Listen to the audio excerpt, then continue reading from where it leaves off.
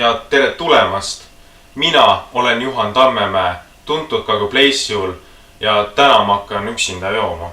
Et nagu sai lubatud üleeile neljapäeval 16. novembril 2017 lubasin teatud isikutele, et kuna ma siis nendega ei joonud, siis ma hakkan seda tegema homme või järgneval päeval ehk 17. novembril reedel 2017. Siis ma kahjuks seda teha ei saanud, sest ma pidin säilitama oma kainust seoses auto juhtimisega, sest ma pidin sõidutama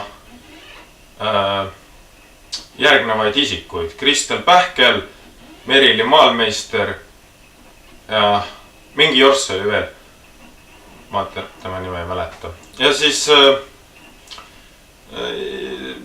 sellepärast teingi ma siis seda täna laupäeval 18. novembril 2017. Aga eks siis hakkame pihta. Võtame siit külmkapist välja kõik, on ju. Siin on minu jook Nemirov, tehtud Ukrainas. Kus kohas? Vinnitsas 40%, siuke tavaline viin, kasemaitsega, on ju. Aga ehk siis, kuidas see on kandiline pudel, seda oli kõige mugavam käes hoida. Aga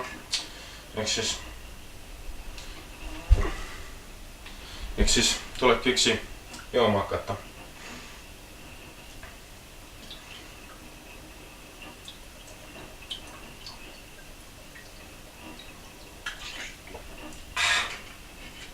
See oli päris hea.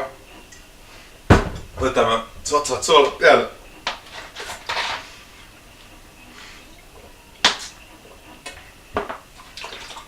See mingi nädal aega tagasi lahti jätab pudeli. Tuleb gaasi pole ollagi.